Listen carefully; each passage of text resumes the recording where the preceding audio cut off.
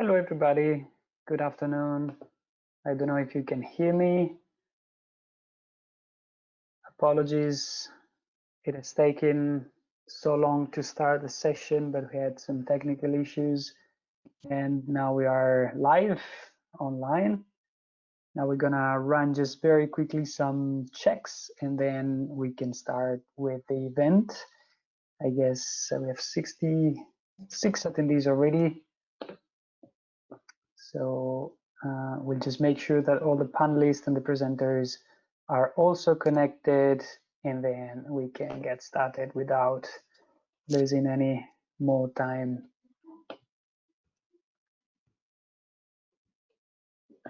Hello, here Stefan. Quick sound check. Hello, Stefan. Welcome. Okay, we can hear you fine. I cannot see you, but probably because I don't see all the cameras. Noisia, hello. Welcome. Thank you for your patience as well. And I think we should have Stephanie as well connected.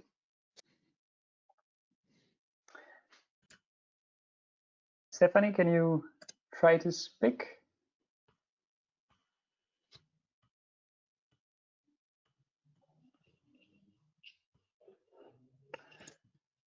Okay, I'm not sure we can hear you. I don't think Stephanie is connected yet, or at least I don't see her in the list. Okay, well, she certainly will connect soon.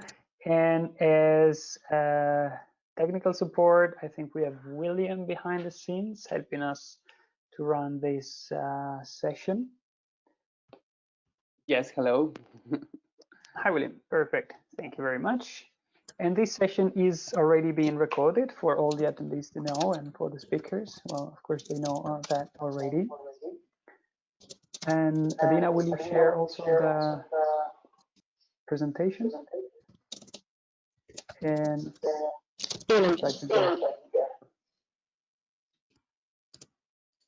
Yes.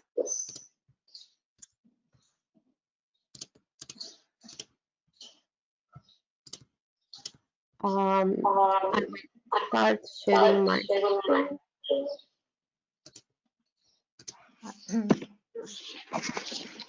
Hello, Stephanie. Hello. Thank you for joining. And okay, so we are almost ready to get started. So thanks everybody for your patience. Today we have about an hour session.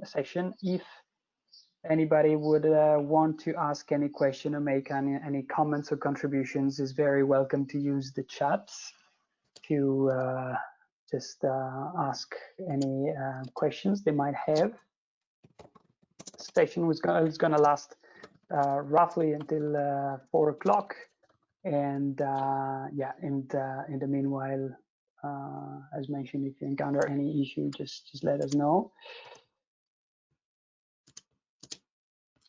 Tommaso, would you be able to share your screen instead of me? Because unfortunately I cannot access the option.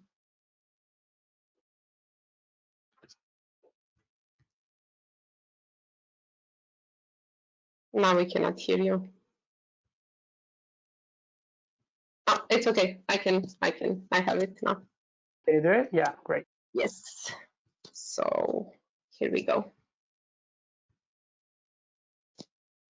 Okay, great. So welcome to everybody. And again, if you have any questions, please do write in the chat during any sessions of today's online event. Thank you all for joining. My name is Tommaso Della Vecchia and I work for European Schoolnet. So I'll be the chair of this short online session today. I'm here together with my colleagues Adina Nistor from European Schoolnet. She's managing the Impact EdTech project, and we have the pleasure to welcome also Stefan Griebel from Texas Instrument. He's in charge of business development and alliances in Europe. We also have Stéphanie Barton-Monet from the Haute École Pédagogique Vaud. So she's in charge of digital users and didactics of IT, but she's several hats, and she's also the member of the Interactive Classroom Working Group on behalf of the Swiss Ministry of Education.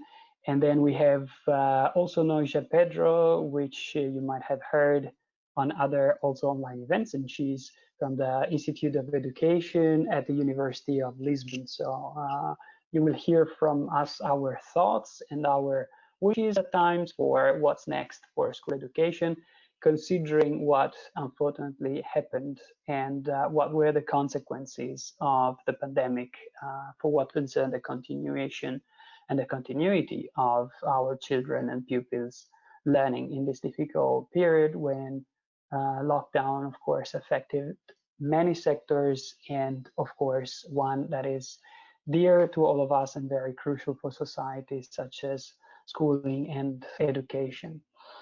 For today's agenda, we have also a little presentation from Adina about the project and what is going to be the current call for solutions project that would be developed by SMEs and startups for this emergency remote teaching period, and looking, of course, at what will happen beyond. And then we're going to open a panel discussion. So we have a conversation with the experts that we invited today to spend this hour with us, that you can already appreciate come from very different sectors and have different perspective into the education sector and the consequences and plans and wishes for the next phase, the next school year, in relation also to educational technology. But since we are running a bit behind, I would leave the floor already to Adina for giving you a picture of what's the real next step of the Impact EdTech project. So, hello everyone. I hope you can hear me well and you can see the slides. Yeah. So thank you very much, Tommaso, for the introduction, and thank you to our panelists for joining us for this session. Hello to the audience and welcome to this Impact EdTech Remote Schooling Info Day. And before giving the floor to our panelists, I will give you, as Tommaso just said, a brief introduction to the Impact EdTech project and the Remote Schooling Open Call, which is now published on the Impact EdTech website. And our info day today is organized in the context of this open call. So Impact EdTech is a Commission-funded project funded by the European Commission under the Horizon 2020 program, which began in December last year. And it began as a partnership between 3 organizations with complementary expertise. So we have European SchoolNet coordinating the consortium. We are a network of 34 ministries of education which aim to bring innovation in teaching and learning to our key stakeholders, ministries of education, schools, teachers, researchers, and our industry partners. And our main activities in the project focus on ensuring that the educational and pedagogical dimensions of EdTech are appropriately addressed. Then we have the accelerator, which is providing the acceleration methodology in the project and the communication expertise which is needed to reach out to the business sector. And then we have Funding Box, which is an organization specializing in cascade funding, and they bring forward their open call management expertise. So, in a nutshell, Impact EdTech will establish an incubator accelerator, which will help European digital education innovators to bring their digital learning solutions into the market. And the most relevant educational technologies which will become beneficiaries of the Impact EdTech program are selected via 3 open calls. And you can see their overview on my slide there. The remote schooling open call is the one which is currently open. This is Impact EdTech's response to the huge impact that the COVID-19 crisis has had on school education. And with this call, we are looking to attract startups and SMEs who provide cutting-edge solutions to supporting schools in addressing some of the most pressing challenges stemming from this huge effort of shifting to online or blended educational models. So for the SMEs and startups which are in the audience today, please visit the Remote Schooling Open Call page on the Impacted Tech website to learn more about this call. The call will remain open until September 3rd this year. And on the Impacted Tech website, you will find the full call description, the guide for applicants, frequently asked questions, links to a help desk, of course, the application form. And if you have any other questions, feel free to contact us by dropping an email to the team at contact@impactedtech.eu. So from the Remote Schooling Open Call, 12 startups and SMEs will be selected, which over a period of 5 months, they will be supported with equity pre-funding of up to 110,000 euros per company, as well as being introduced to a 5 months acceleration program, which includes one-to-one business and educational mentoring, and the opportunity to validate their products in real educational settings. So, as briefly mentioned before, the startups and SMEs selected through this Remote Schooling Open Call will have to demonstrate that they can support schools, teachers, and learners to be better prepared for periods of remote and blended teaching and learning. So basically to shift from this status of emergency remote teaching and learning that we've seen across Europe between March and June this year, to a more planned approach to online education. So following consultations with the UN's educational stakeholders, we have identified 4 broad challenges that school education systems were faced with during the COVID-19 crisis. And they refer to ensuring the pedagogical continuity of educational activities during remote and blended learning contexts. So this challenge concerns elements such as student engagement and accountability, communication between students and teachers, planning, management of teaching content, assessment, collaboration with parents, and so on. Another challenge is inclusive education. This concerns special education needs students as well as students from socially disadvantaged backgrounds. Personalized learning is our third challenge, and this includes issues such as personalized assessment, solutions that allow monitoring and evaluation of individual student progress. But it also includes things like solutions that support the psychological well-being of students and teachers during remote or online teaching and learning. And finally, we have the challenge of supporting the development of digital skills in teachers and in students in order to better prepare them for online education. And I'm sure that during today's discussion, our panelists, together with Tommaso, will provide a more nuanced view on some of these challenges that I've just presented. And they will also try to discuss a bit more about the role of EdTech and in addressing these challenges and how EdTech can make a real contribution in the context of online learning. So that is it from me. Thank you very much for your attention. I will now give the floor to Tommaso and our panelists for a very engaging discussion this afternoon.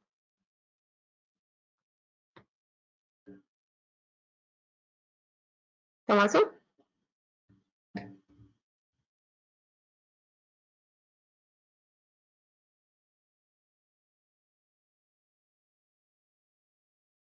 We cannot hear you.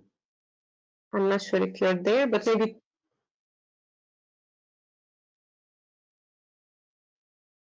turning off your camera might work.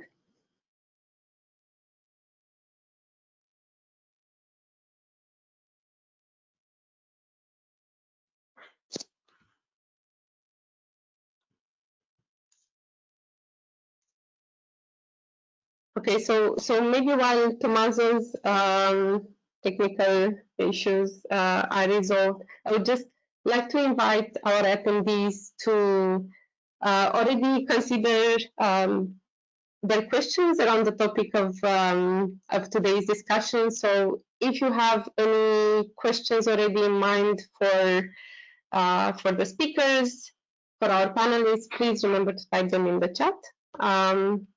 Otherwise, I think Tommaso is back.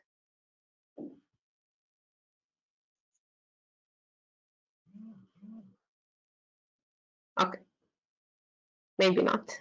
But then I will invite our panelists to introduce themselves then. As Tommaso mentioned, we have 3 expert panelists with us today. So I will first give the floor to Neja Pedro from the Institute of Education of the University of Lisbon, who will talk a bit about her work in the field of education. Neja? Hello. Hi. I hope everyone is listening to me and also seeing me with high quality, I would expect. Thank you very much for inviting me. I'm not sure if we are going to share the slides that we prepared all together or if I just go along and present myself. We'll share the slides. Yeah. Okay. Thank you very much. So as Adina has said, I'm a professor at the Institute of Education of University of Lisbon in Portugal, and I have been working in ICT-related projects for a while, even though my background is on education. And presently, I'm also involved with projects related to this topic with the Portuguese Ministry of Education, because as you might expect, today this is a big issue that a lot of governments are trying to address. So I would like to just make a brief presentation about myself and also the work that I have been developing in this field. So my work is really related to ICT in education and also teacher training. I have a PhD in ICT in education. I have a master's degree in psychology of education. I have been working on the field of online learning also for quite a while. I have a certification in the area of e-teaching by the University of Agder in Norway, and also in online assessment.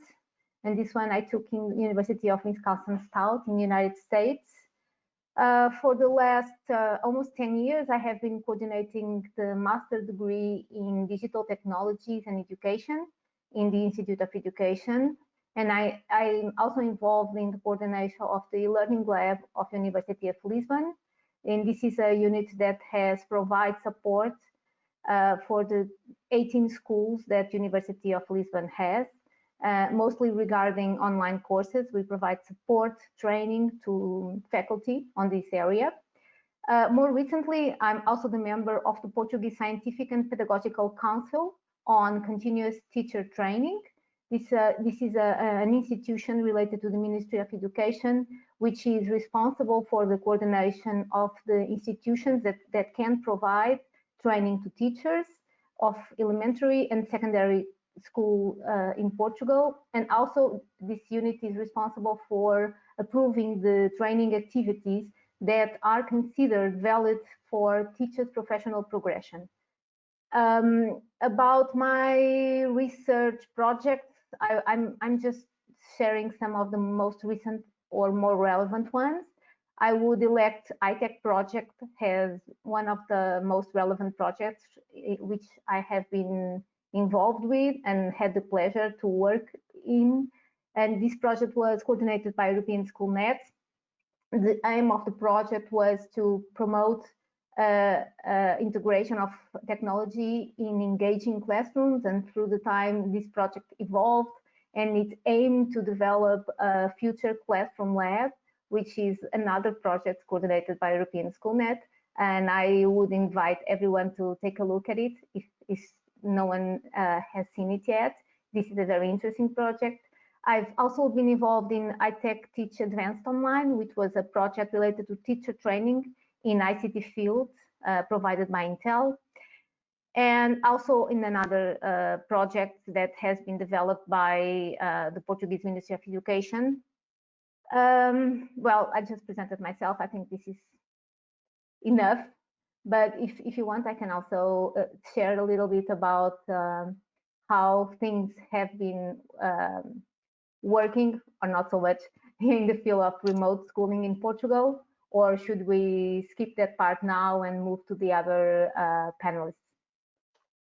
As you wish. I think we can. You can, yes, give us a brief overview of your experience so far with remote schooling before going on to the the discussion. So just to give you an overview of what happened in Portugal since the pandemic started, in March 13, this was a Friday, all kindergartens, all elementary schools, and all secondary schools were closed.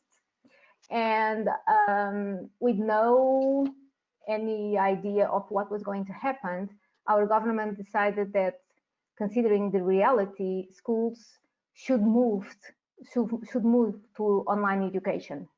So an initiative of distance education was implemented. And in Portugal, we have been through a process of promoting schools' autonomy. So the government didn't decide what platform or what measures should be taken by schools. The government provided a group of principles of action. It was 8 principles that promote the idea of the concerns and the quality issues that schools and teachers should address. But again, schools were totally autonomous to decide what they are going to do regarding distance education. The government also organized a group of tools and a group of resources and created a website that was made available for schools and teachers to have access to and to be able to use in supporting their distance education activities. Different schools use different platforms, so we didn't have, and we still do not have any national platform that is used. Some years ago, we had Moodle used by all public schools, but nowadays this is not a reality. So schools decided which platform they would like to use, and also schools were able to decide what systems they would like to use for web conferencing and this kind of synchronous solutions. Because we saw that distance education was not being able to serve all children, all students, the government decided also to invest in TV broadcast educational content. So a project was released very, very fast on this idea. It was called Studying at Home. The translation would be something like that.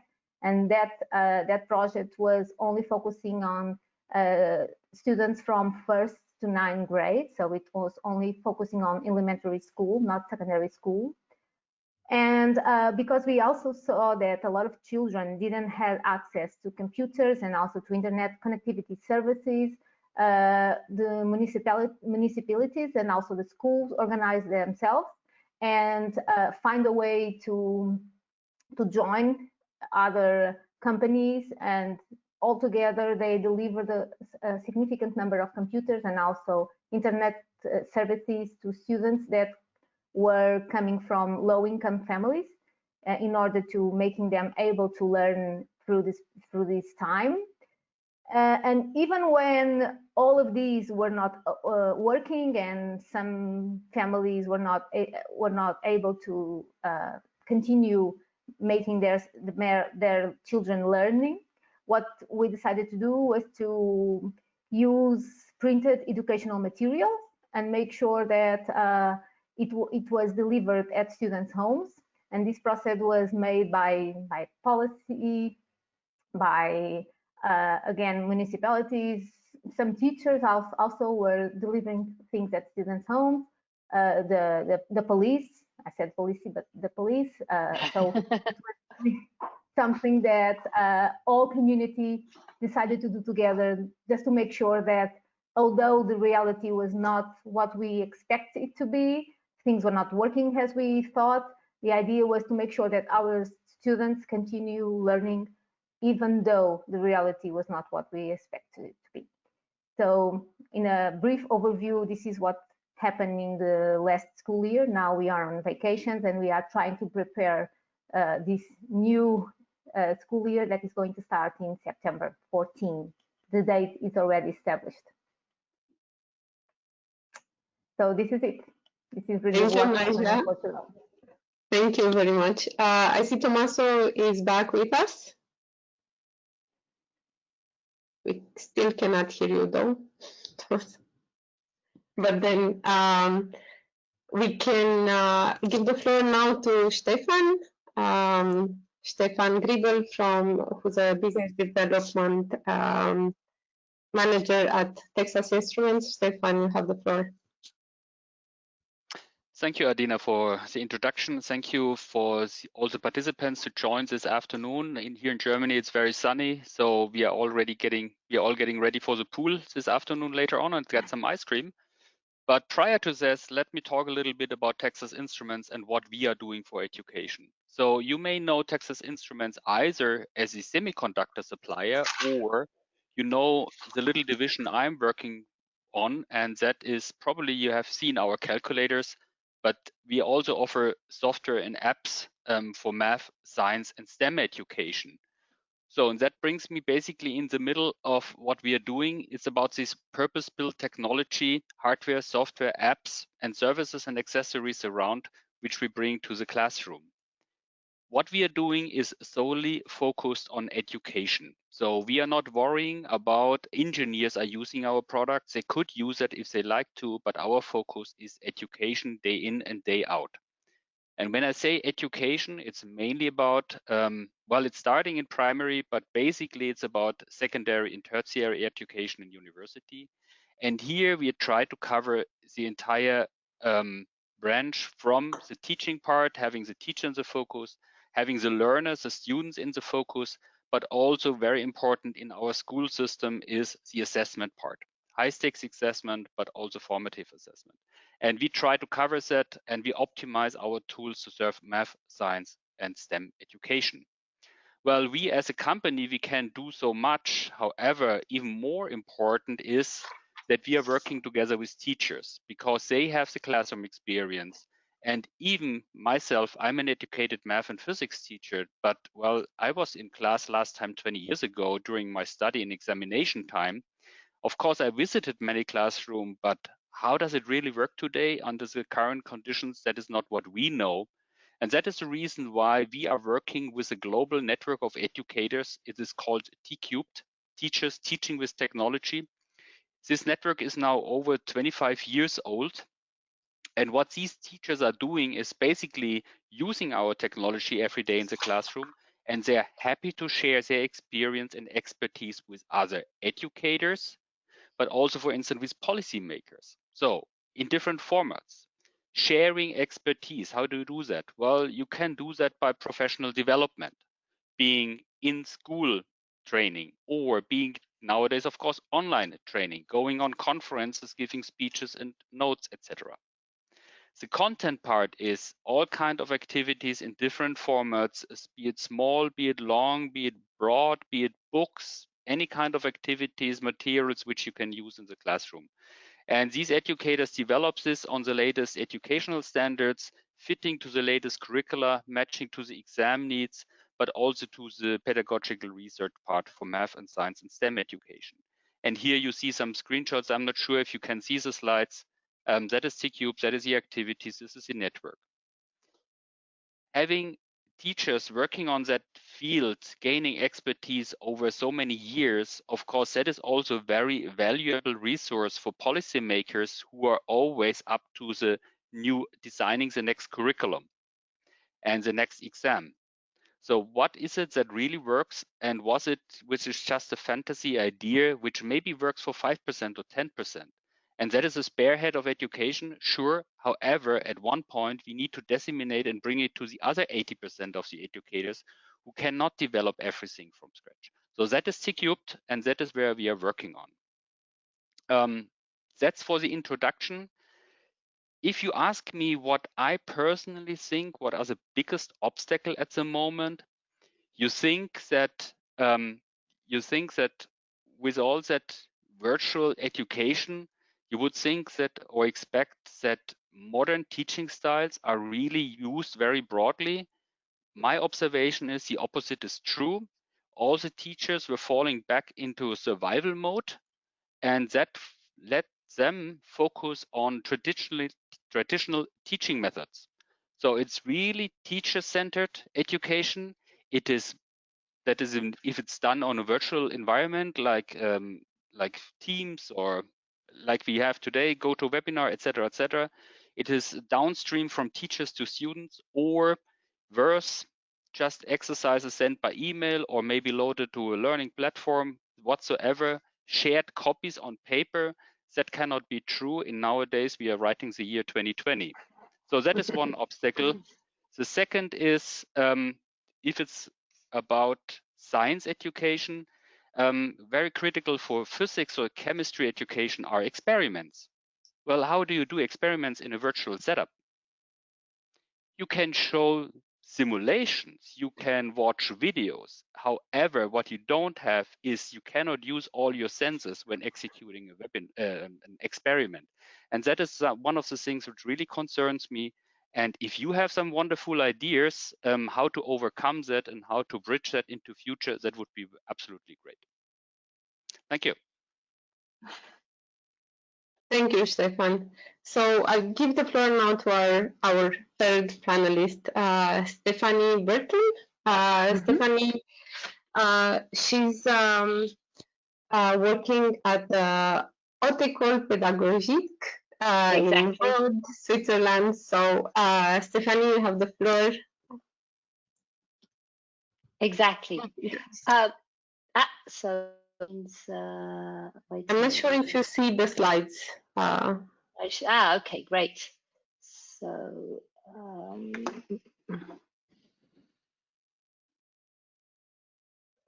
oh well.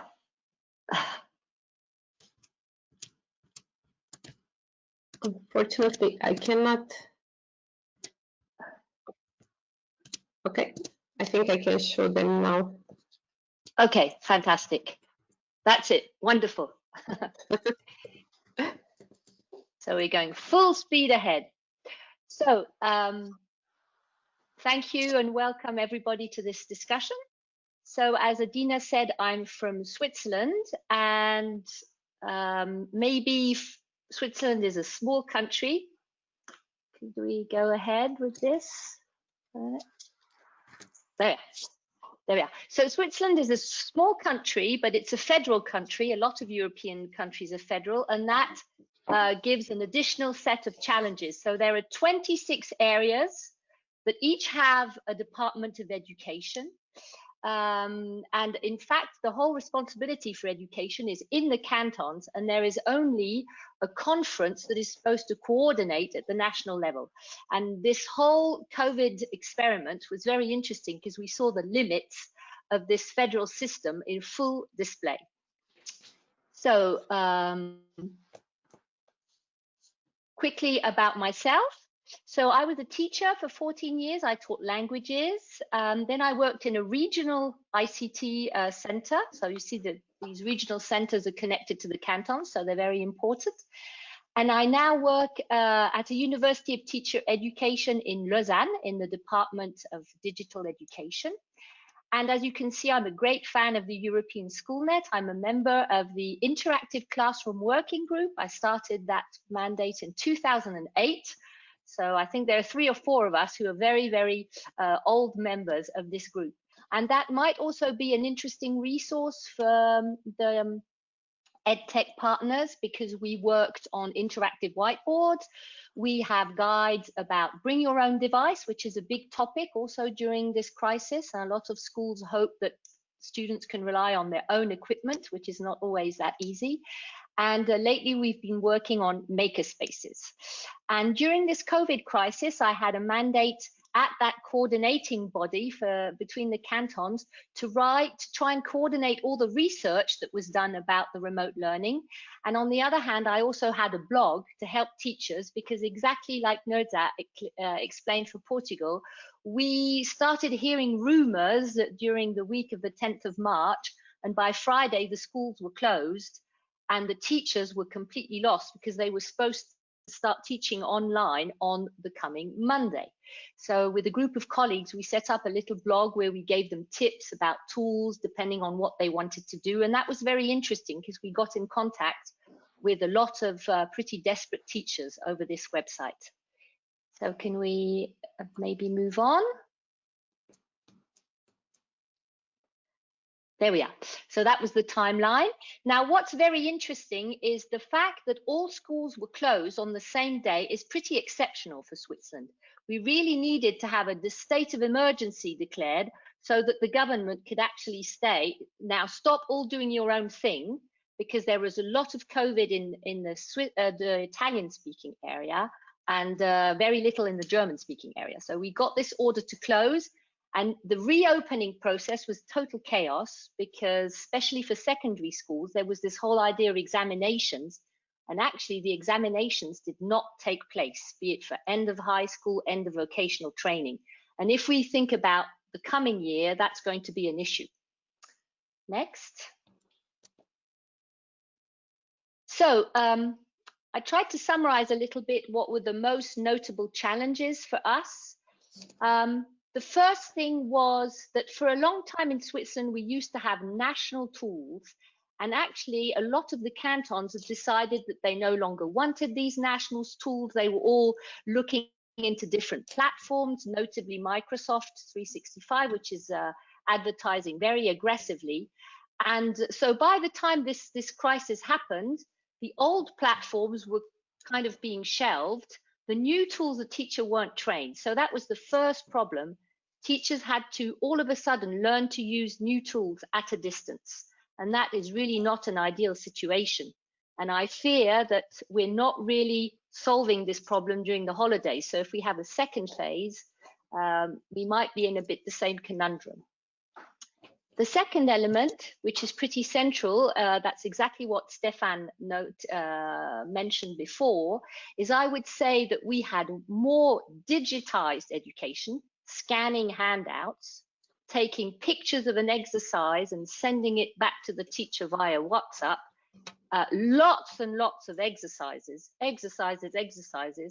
and very little innovative teaching. Very little synthesis, very little creativity. And in some cantons, they even decided that for equity reasons, they would say that there would be no new material taught to students during that phase, which is very long if you consider the number of months where students were just revising things they'd already seen with the teacher.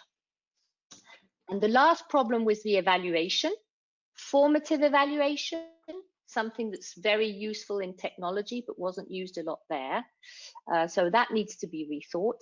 And finally, the workload, the anxiety for the teachers, but also the students who come from lower income families who might have the equipment, but don't really know how to use it and don't really know how to pace themselves. It seems like in Switzerland, but I think pretty much all the studies that have come out, it's exaggerated the chasm between the children who are got high ability, well-organized parental support. I mean, I did a lot of teaching with my teenagers. I quite enjoyed it. And kids who are at home with no support and poor equipment. So what, for the next year, what we're all worried about is this panic to catch up, because we know that a lot of kids, even if they had the tools, disappeared, especially in secondary and upper secondary school. There are a lot of children that just dropped out of the teaching. Also some teachers who obviously have too much anxiety around this. So another challenge is going to be training the teachers. It's going to be giving teachers skills to manage this e-learning, because it's very different to walk into a class and work in a linear way with a textbook and having to think of different ways of doing things and what am I going to do today? How am I going to plan interaction? How am I going to make sure everybody's done the work? The whole of the digital divide and how to catch up. I think in Switzerland, there was the idea we're a rich country, everybody's equipped. It's not the case. Maybe there was one computer in the house, but there were several children plus the parents working on it. And the whole story of assessment, if the next phase lasts quite a long time, we need to think of innovative ways of keeping track of learning.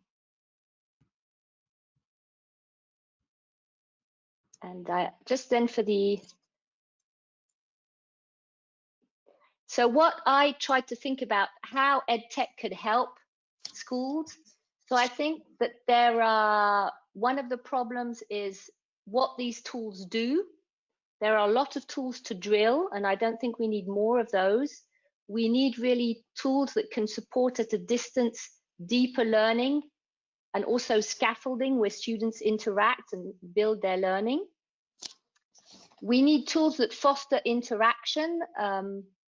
A lot of teachers have resorted to more social network kind of things, like there are a lot of teachers using Discord platform, and that seemed to be more of a problem than anything else, because the kids, while the teacher's giving the lessons, the kids are chatting silliness in the side tools. So maybe think, what does it mean to interact in a classroom? Is it really just social networking, or is it something else?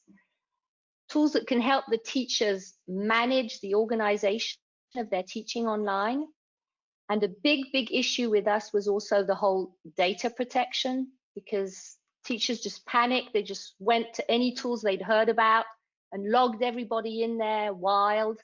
And all of a sudden we have all our lawyers who are up in arms and this is forbidden, that's forbidden, but there are no other solutions. So I see these 4 areas as being quite important for our EdTech partners. Well, thank you very much to our 3 panelists today for making the introduction, for introducing themselves and already diving into the topic. That was very interesting to see. And while Stephanie you already dived right in, you identified challenges, you already considered how EdTech can contribute to solving them. I was wondering if the other panelists have similar insights as well. So maybe, Naija, you already talked about how the Portuguese school education system responded to the crisis and the main challenges there. How do you think they will be transferred to the next school year? Do you think there have been already some lessons learned that are already being implemented since September onwards, or how do you see the situation? Yeah, I think I would like to share some of the lessons that we learned from the last 4 months. And I was listening to Stephanie speaking, and one of the things that I really thought was, well, we have more things in common than things that really separate us. Although we have different countries regarding social and economical things related to education, we have more things in common. So one of the things that we really noticed was really the need for children to have access to equipment that really provides them the ability to be productive. And this doesn't mean mobile phones, because when we are thinking about making projects to school, trying to really work hard and for quite a while in a specific topic, a mobile phone doesn't do its purpose. And the idea is that we saw that children, youngest and also oldest children, they didn't have access to computers and also to connectivity services. And this is something that we need to make sure that for the next school year, it will be solved. Another thing was the fact that we really need to update schools' IT equipment and internet services, because also our schools are not well equipped. Although we are in 2020, our schools are not well equipped. We also saw that we need to provide more equity to the access of technology, but also to digital educational content. Digital educational content is an issue. I'm thinking about quality educational content and also content that are aligned with the new rules that the data protection regulation provides to us in the next, for the next years. Another thing is the fact that technology, a lot of the technology that schools opted and used were not inclusive enough. So we need to look at technology that really is aligned with universal design principles. This is very important. And also another thing that we saw is the need for technology that really address the skills of youngest children. I'm most concerned about primary schools. The type of technology that most of the schools decided to use are not really focusing on children with 6 or 7 years old. So we need to make technology really strong, but also simple and accessible. So this is something that we saw that needs to be considered for the next school year. Another issue, a big issue, is the fact that we need to ensure that high levels of digital technology, digital skills are stable and are able to be used by teachers and students. So not only teachers, but also students. We thought that students were more prepared for using technology that we really saw in the last month. Another thing, and we also need to think about this with strong concerns, it is homeschool communication. This is something that needs to be improved. So I see technology as something that can have a role in this field. So this is something that EdTech services and tools can also think about. How can technology improve the communication that schools and families have to really be investing their time in, because the next school year will again require schools and parents to communicate more strongly and more continuously. Another thing, and this is something that I don't have an answer, but I would like to share with you, is the fact that we saw that remote learning doesn't address all the social functions of schools. So schools is not only about learning. Schools is also about being together, is also about socializing, is also about growing as an entire human being. It also provides other things to children. It provides shelter, provides emotions, it provides sometimes access to meals. So how we are going to make sure that remote learning and teaching still is going to make sure that the social function of school will be addressed. So this is something that I'm concerned with, and I would like to share with you, because we have to make clear the idea that school is not only about learning the curricula, there are other things in it. So this is something that I would like to share with you. What will be the challenges for the next school year? Well, I see I would say that maybe 4 topics will need to be addressed. The first one will be digital competencies, the digital competencies of teachers, because they also will be the ones that we need to make sure that feel prepared to provide students with the digital skills that the children will need. And if teachers do not have the digital competences that we need them to have, they will not be able to work with the children in order for the children to develop their own digital skills. So this is something that we need to address. Another thing is the fact that, again, schools is not only about learning. So we need to think about how can technology help managing and improving students and teachers' well-being. So this is something that we need to think about. Sorry. No, go ahead. Just 2 more ideas, and then I will stop. The second one is how can we think about classroom management when the classroom is not only that physical space where we put children and teachers in. Now the classroom concept needs to be enlarged, needs to be open to a new form. So how we are going to make technology that really addresses all the management that the teachers will have to do. And another one is how are we making sure that although we are using technology, this technology can provide us the opportunity of using innovative teaching and innovative learning strategies, because as Stephanie said, a lot of what we saw is not innovative. I think it's just moved education, I would say 50 or 40 years in the past. And what we need to do is use technology in an innovative way, not only in a classical way of doing learning and teaching. So how can we use technology in an empowering way, not only to do the minimal things that we have been seeing in the past. But for now, I think this is the ideas I would like to share with you. Thank you very much, Maja. That provides a very comprehensive perspective on all the challenges or on a lot of the challenges that teachers, educators will face during this period. I also wanted to ask Stefan, from the perspective of the T-Cubed Europe network, do you see anything specific? Do you see specific challenges, for instance, with regards to STEM education? You said that your focus is there.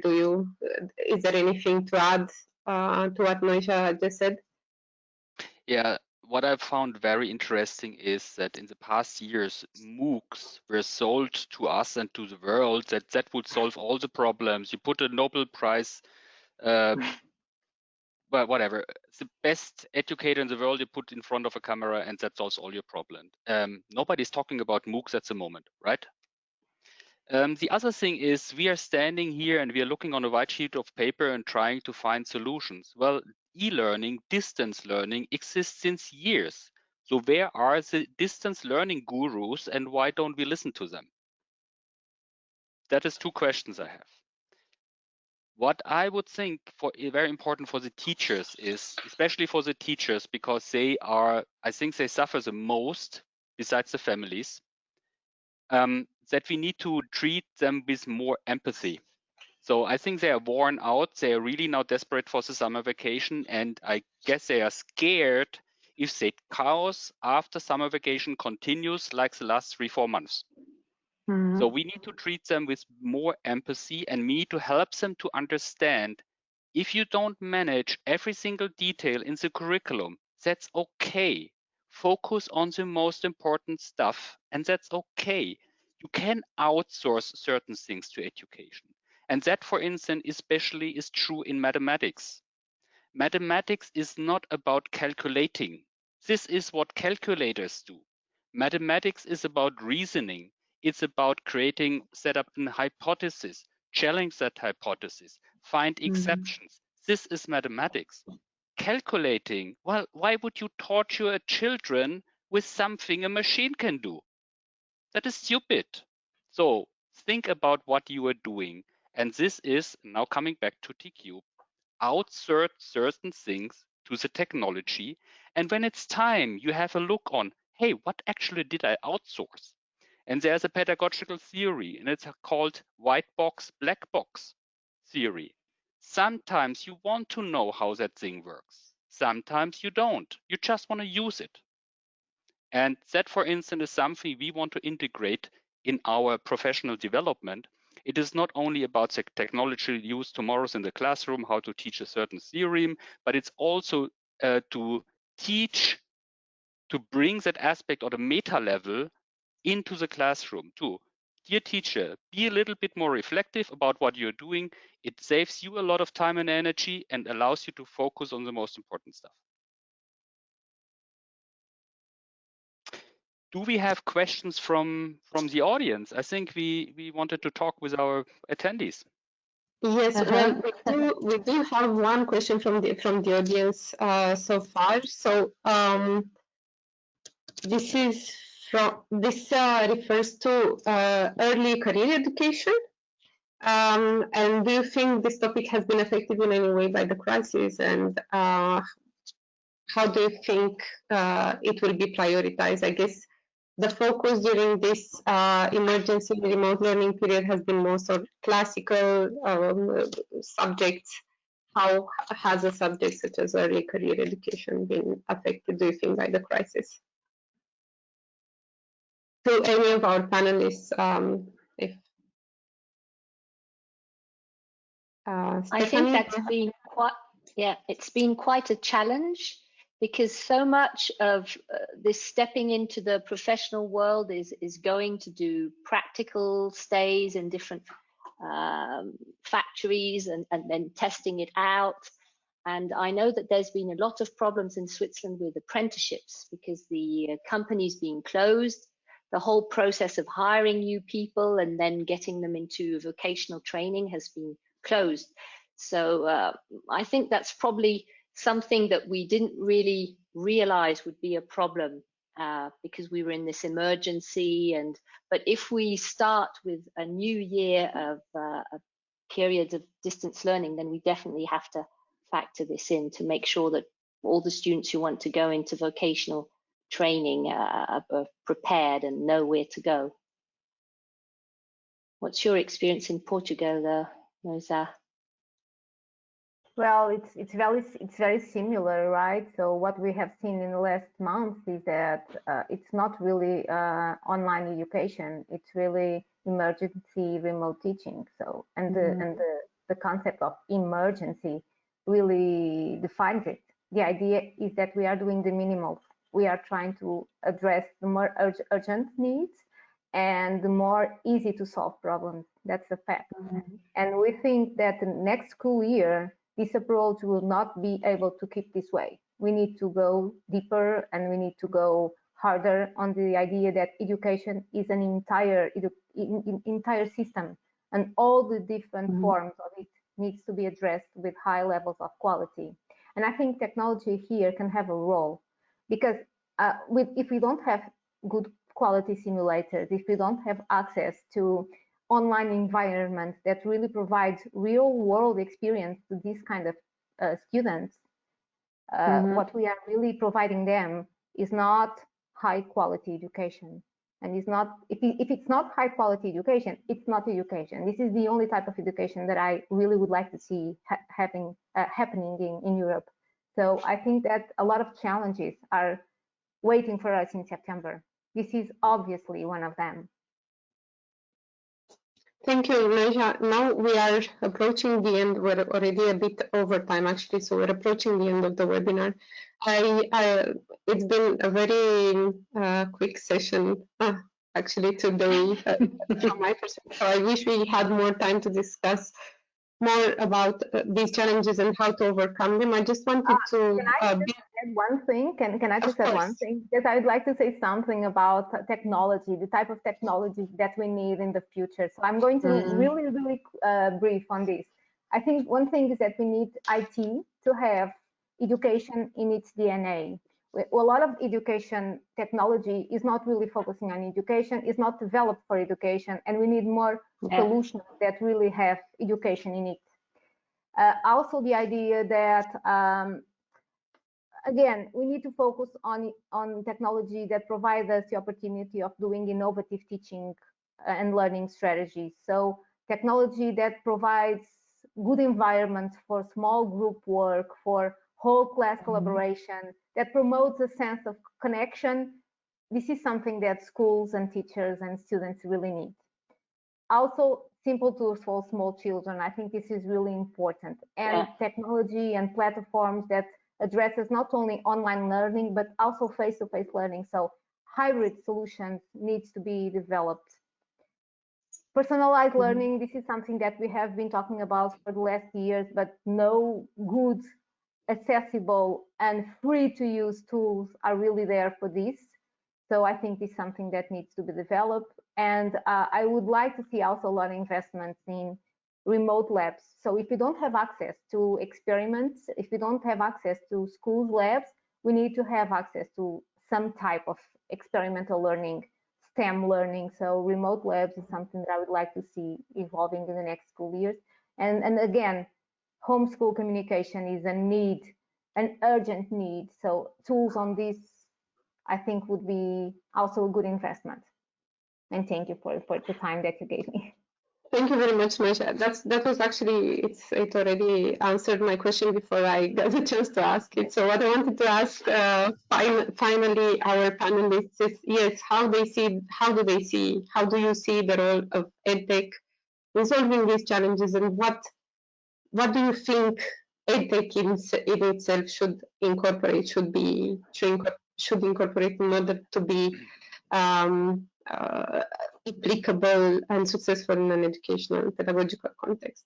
So, Stephanie, I see that. Yes. So I just wanted to react on something that Noiza said about free to use.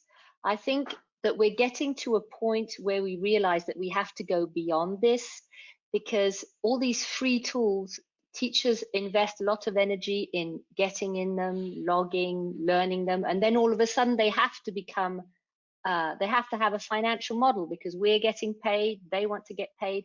And I feel now that there's a readiness for schools to invest in good products, very simple interfaces, no clutter.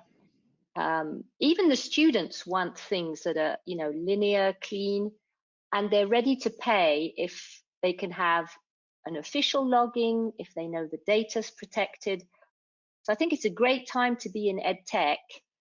At least from where I come from, I see a willingness to now invest in more robust and, as Noiza said, solutions that have been developed for schools and not some kind of adaptation of a commercial product. yeah, it seems that, Stephanie, you were reading my mind. You were really taking my words out of my mouth. No, that's the point. We as humans, we as a society decided that we are paying an awful lot of money for good health. And I think we really should be at the point now with that lessons learned, and we learned it the hard way, to think also about, okay, how much money do I want to be a smart and a good person, a good citizen in tomorrow, a well-educated and a smart person tomorrow. So, and that is second, coming to your point. Yes, it's about funding, and the ministry should have the openness also to talk with commercial suppliers, with the EdTech industry, because there is a lot of expertise there in that market available, and it should be available for the benefit of everybody. Thank Can you. I just add one idea, just a small one? I think it's important for the technology to have a financial model, otherwise it will collapse. But I think it needs to be free to use for students and teachers. So I would say Europe is investing a lot of money in it, and also the government should invest a lot of money in it. I don't see the need for each school individually to be investing a lot of their money in it, because I don't see the knowledge in schools to decide which is good or not, which will be able to be used in a scalable way for the next school years or not. So I think that this is a decision, a crucial decision that needs to be done by someone who has knowledge. And I don't see that knowledge to be inside school. So we don't have IT experts, we don't have financial experts in schools. So this is a very big issue, and it needs to be solved by someone who has knowledge on the topic. But I agree with Stefan and Stephanie. This is also something that needs to be productive, not only for now, for the urgency of the days, but also for the future. So this is a very important topic. So it seems that more questions are coming in. Good. This is good. Yes. So there was one question about evidence for what worked or did not work in remote teaching, and I'm asking somebody from the organization team to share that links I provided. I put in the chat to share that with everybody, because there is a study available that was interviews and an online survey. Germany and Netherlands and Flanders were attending this. I think it was 1,600 teachers asking about their experience in the distance learning phase and the lessons learned out of that. And there were some recommendations. I think that would be very valuable for everybody to have a look at. Yeah, there's also a research from Harvard University and the OCDE. And there's a big project for Switzerland, Germany, and Austria, but pretty much the same things as the elements we mentioned today came out. But it's true that it's interesting to see how things end up looking the same. Yeah. Yes, well, we will do that. We will collect the links to these reports from you, and we will share them with the follow-up to all the participants to the webinar, so everyone will have the information. Unfortunately, we are well over time. I wish we had more time for this discussion. I would like to thank our 3 amazing panelists this evening for your contributions, your patience with all the technical difficulties we had. And your thoughts. You've given us a lot to think about over our summer holidays. And also, I would like to thank our attendees this afternoon for the same reasons. So we will be sharing the webinar recording. For all the attendees, we will be sharing a follow-up email with asking you to provide feedback on the session. And I would also like to announce that if you are a startup or an SME thinking about putting forward their solution for the remote schooling open call, there will be another Impact EdTech webinar on the 25th of August from 12 p.m.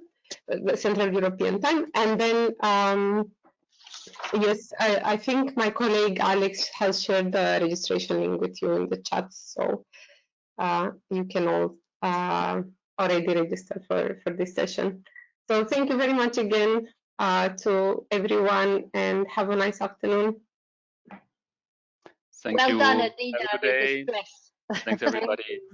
Good luck Bye-bye. next year. Yeah. Bye. Thank you. Bye-bye.